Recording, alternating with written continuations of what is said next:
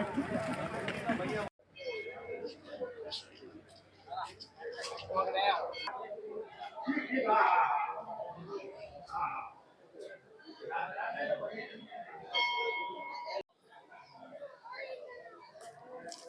મિત્રો, આવ્યા છીએ આપણે ગોપનાથ મહાદેવ અને આજે શ્રાવણ મહિનાનો પહેલો સોમવાર છે. તો આજે ગોપનાથ દાદાના દર્શન કરીશું. તો કન્ટિન્યુ મારા વિડીયોમાં જોતા રહેજો. આપણે જઈએ હવે મંદિરમાં.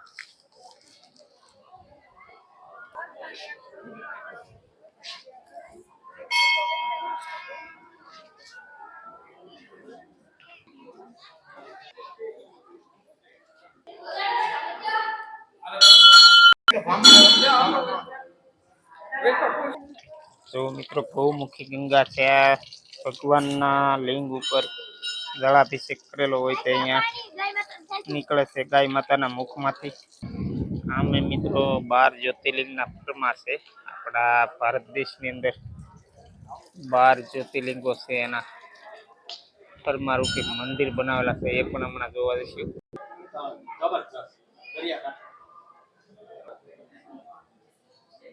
ગાયત્રી માતાનું મંદિર, મહાકાળી માતા, રાધા કૃષ્ણ. આ છે મિત્રો નરસિંહ મહેતાની મંડળી. કેળાની પ્રસાદી વેચાય છે.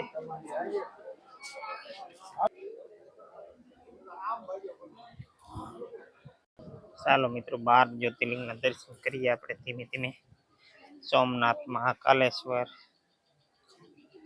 મમલેશ્વર, મલ્લિકાર્જુન, વૈદ્યનાથ,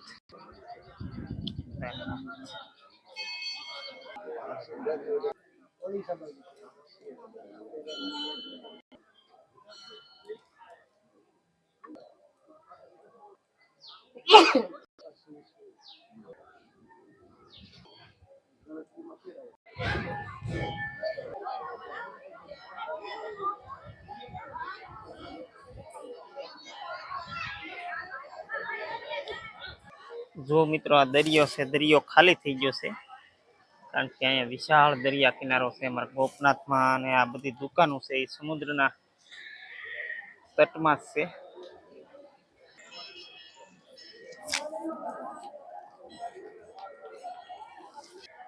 જો મિત્રો, હા મેં દીવાદાંડી છે, જે રાત્રે લાઈટ થતી હોય છે જેની ઉપર, એટલે સમુદ્રી માર્ગમાં ખબર પડે આગબોટ વાળાને કે અહીંયા કિનારો છે. એ માટે આ દીવાદાંડી રાખવામાં આવતી હોય છે.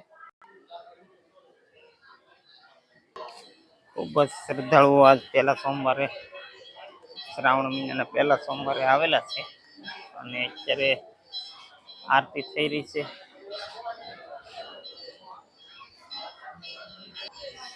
કાળ ભૈરવ દાદાનું સ્થાનક.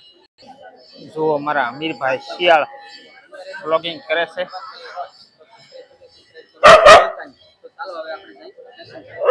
તો એમને શિવ પૂજા કરવા જવાની છે એટલે એ તૈયારીમાં છે.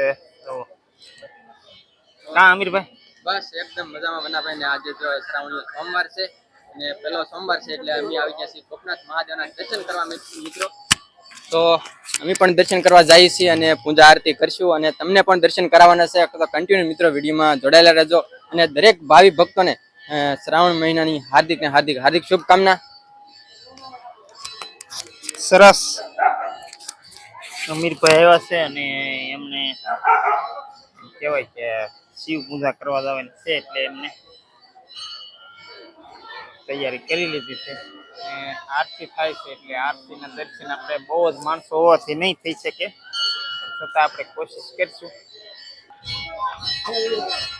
ખૂબ જ ટ્રાફિક છે.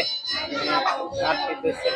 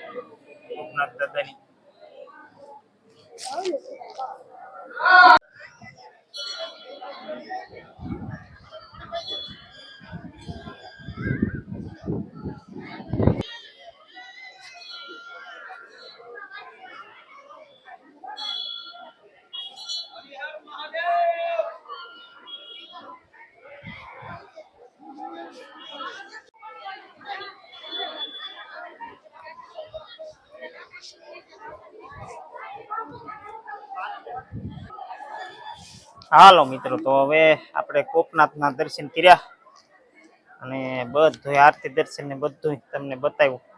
તો આ વિડીયો તમને કેવો લાગ્યો તમે કોમેન્ટમાં જણાવજો અને અહીંયા વિડીયો આપણે પૂરો કરી દઈએ મિત્રો. હવે ફરી મળશું નવા વિડીયોમાં. રામ રામ, સીતારામ, જય મહાદેવ.